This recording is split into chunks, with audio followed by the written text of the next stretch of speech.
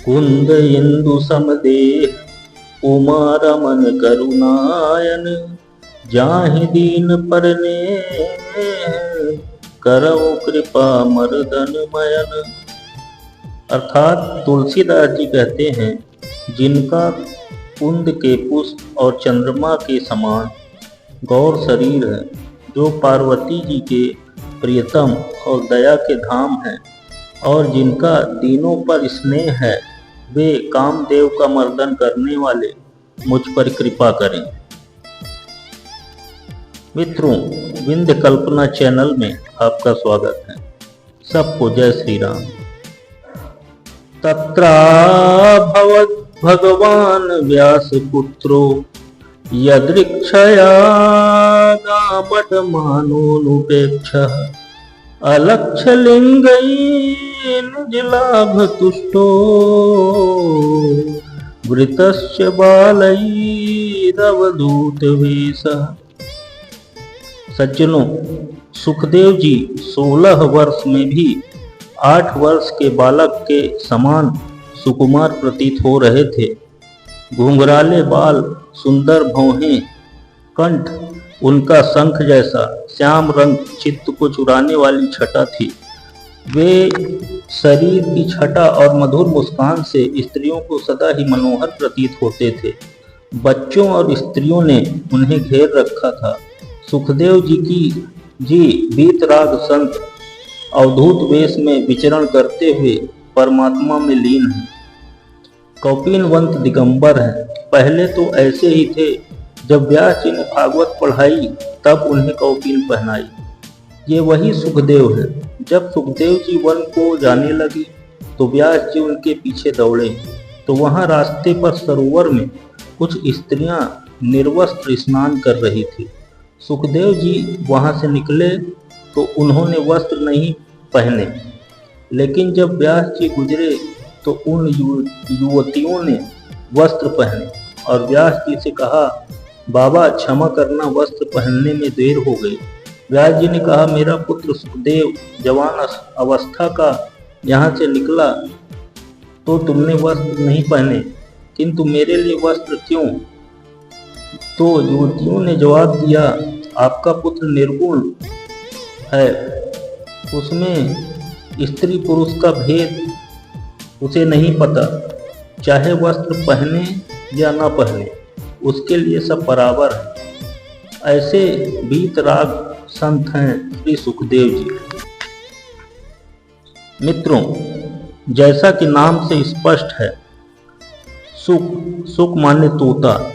सुखदेव स्वामी कोई साधारण सुख नहीं है। शास्त्रों में कथा आती है, सुखदेव स्वामी श्री राधा कृष्ण गोलोक धाम में श्री कृष्ण राधा के संग रहा करते और राधा रानी की गोद में खेलते थे, जैसे शिशु अपनी माँ की गोद में खेलता है। और श्री कृष्ण और राधा जी के बीच किसी खबर को पहुंचाने के लिए इनका उपयोग होता था। एक दिन राधा रानी ने सुखदेव जी से कहा, आप मृत्यु लोक में जाकर भागवत धर्म का प्रचार प्रसार करें। सुखदेव जी ने कहा, मैं आपको छोड़कर, आपके चरणों की सेवा को छोड़कर मैं मृत्यु लोक कैसे जा सकता हूँ? वहाँ जाकर मैं माया जाल में फंस जाऊंगा। राधा रानी ने कहा, वहाँ भी तुम पर माया का असर नहीं होगा, जाओ, मैं वचन देती हूँ। सुखदेव जी सीधे आ गए हिमालय पर्वत पर, और वहाँ हिमालय पर्वत पर अमरनाथ के करीब, और वहाँ किसी सुख पक्षिणी से अंडे के रूप में जन्म लिया। माँ बाप छोड़कर चले गए, क्योंकि हिमालय में काफी ठंड पड़ती है, ओलों की बारिश होती है। सुखदेव जी अंडे के रूप में बीच में पड़े हैं। एक बार तेज से हवा चलती है, इससे अंडा फूट गया। हिमालय पर भोलेनाथ समाधि में बैठे हैं। नारद जी ने सोचा, मृत्यु लोक में भागवत धर्म का प्रसार तो होना चाहिए, जिसके लिए सुखदेव जी का प्रकट्य आवश्यक है। सो नारद जी भगवान भोलेनाथ के आश्रम में पधारे। भोलेनाथ का आश्रम अमरनाथ में है। भोलेनाथ समाधि में है और माँ पार्वती पूजा में व्यस्त हैं। नारद जी को देखकर माँ प्रसन्न हो गई, कहा, आइए पधारिए।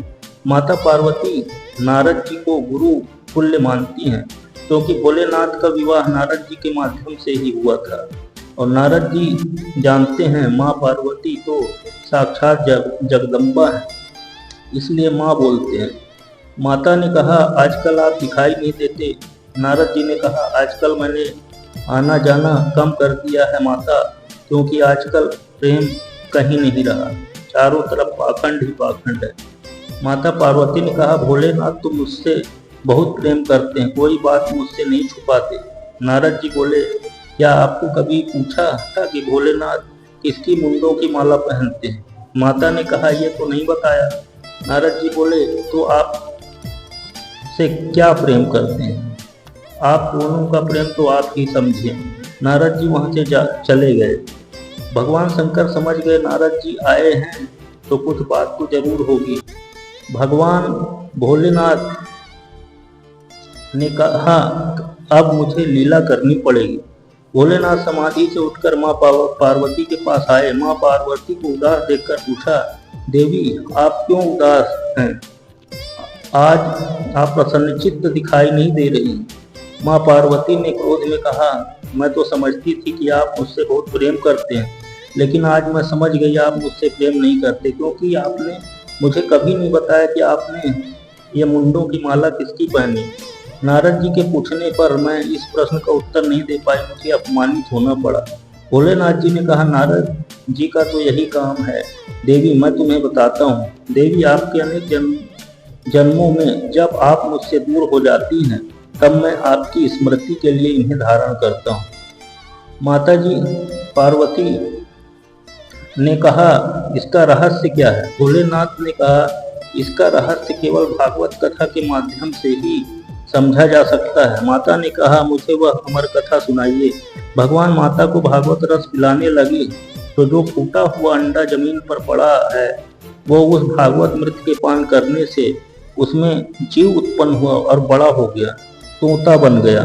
भगवान शिव ने तोते को देखा, इसने भागवत रस का पान किया जो नियम विरुद्ध है। भोलेनाथ तोते के पीछे दौड़े। वो तोता वहां से उड़कर बद्रीनाथ पहुंचा व्यास जी के आश्रम में, और व्यास जी की पत्नी को थोड़ा उबासी आई तो मुंह के रास्ते गर्भ में प्रविष्ट हो गया। वही सुखदेव है और 12 वर्षों तक मात्र गर्भ में ही समाधिस्थ रहे। माता ने एक बार व्यास जी से कहा मुझे गर्भ से कुछ मंत्र की ध्वनि सुनाई देती है। व्यास जी ने कहा आपके गर्भ में तो कोई बहुत बड़ा ज्ञानी संत है। माता ने कहा लेकिन ये बाहर क्यों नहीं आ रहा, मुझे बहुत पीड़ा होती है। व्यास जी ने कहा आप बाहर आए। सुखदेव जी बोले मैं बाहर की माया जाल में नहीं फंसना चाहता, मैं तो यही ठीक हूँ। व्यास जी ने कहा मैं कहता हूँ यहाँ तुम पर माया का असर नहीं होगा, और ऐसा ही हुआ। भगवान को स्वयं वचन देना पड़ा। तब सुखदेव जी बाहर आए और बाहर आते ही वन को प्रस्थान कर रहे हैं। ऐसे सुखदेव भगवान को हम बार बार नमन करते हैं। बोलिए श्री सुखदेव स्वामी की जय।